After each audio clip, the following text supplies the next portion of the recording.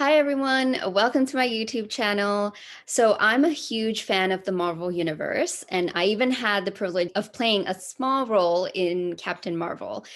During my time on set, I got to meet some really amazing, talented people. And so today I am so excited to chat with my friend, Lori Livingston. Lori is an actor, a professional model, and the owner of an online clothing brand called T-Boy Chic. Most recently, though, she played a guest starring role in WandaVision, and she's joining us today to talk about her experience. Lori, thank you so much for talking to me. So how did this all happen? How did you land the role in WandaVision? Honestly, it was really unorthodox. Typically, they tell you in Hollywood, if you're a background actor in any capacity, you're pretty much it's not going to happen for you. You have to have an agent, you have to have representation, you have to have the auditions, then you'll get the major parts and you'll move on in bigger and better things. And that's not at all what happened to me. And I say that kind of cautiously because I don't want to give off false hope, because chances are it does not happen this way.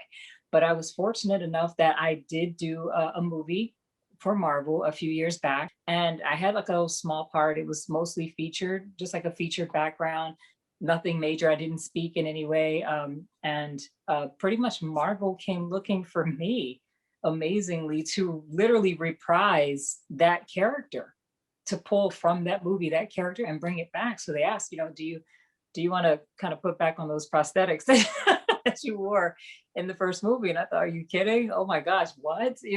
So what happened was totally uncommon. What was it like being on set? The Marvel universe, they take this very seriously, and I think it shows in their work, like in their movies.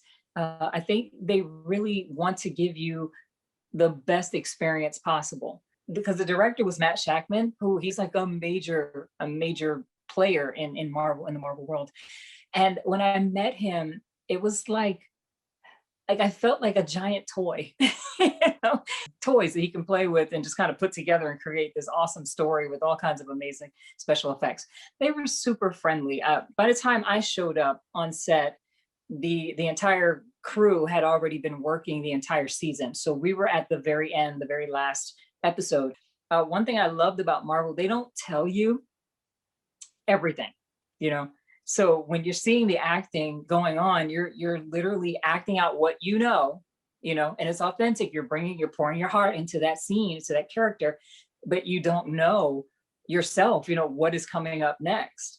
So you're kind of we're all putting the pieces together as we go. We're trying to make it all make sense as we go. So I literally knew nothing but my lines, my scripts, where I was to be for the day. I showed up, I did my part, and then I kind of tried to piece it all together as I went. But just amazing opportunity. They were also friendly. I think a lot of it too was everyone was so happy to get back to work. How hard was it to keep this under wraps for you? Ah,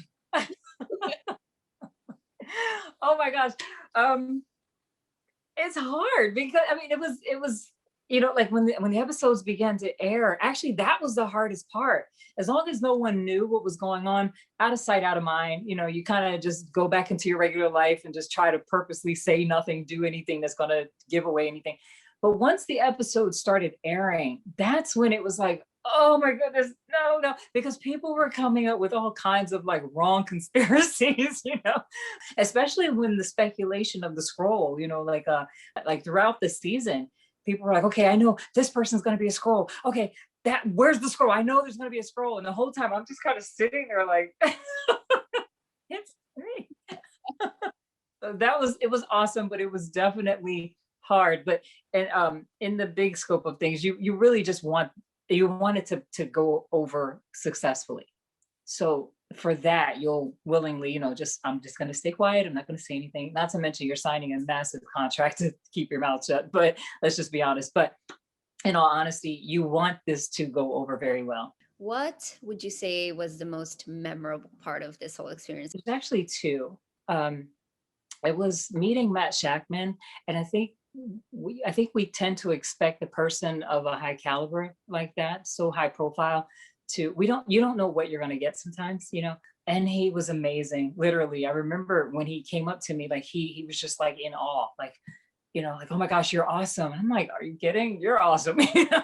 I remember just really appreciating that because he sets the tone for the entire stage. He was super relaxed, cool. Like he's just like, okay, yeah, it's great. Do it again. We'll shoot again. Like I loved how he was just so easygoing. The whole set was just easygoing.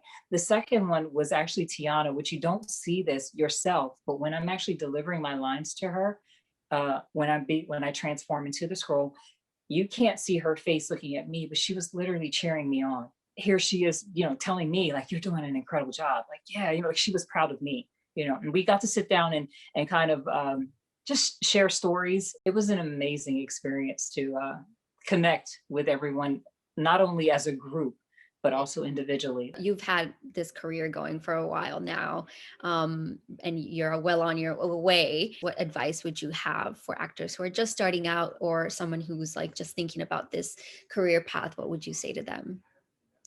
It's going to sound a little cliche, but it's the best advice anyone who's kind of already been through it can give you. And it's literally, don't give up. It's not always going to be roses, it's not always going to be easy or fun, but nobody promised that. No one promised that.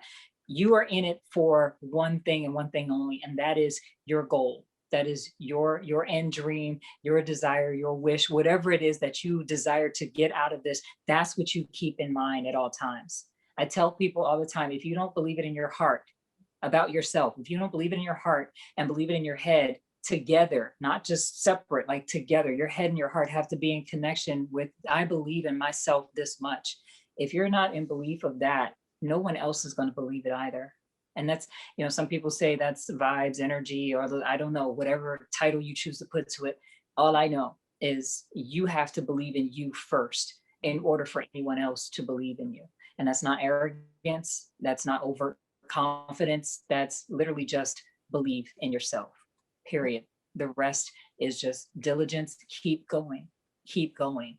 Don't ever give up. Such great advice, and I feel like you're talking directly to me. Like, Aw. that's advice that I need to hear. Something really hard, like it's so great to see, that the results from you, like, oh, you didn't give up and you just kept going, and here you are, with this huge role. So that's so amazing. Well, Lori, thank you so much for taking the time to talk about You. experience. It's been so nice. And again, I'm so, so happy and excited for you. And I just cannot wait to see what you're going to do next, because I know it's going to be big and amazing. Harry, thank you for having me on the show. Like, I really appreciate it. This is such a great experience.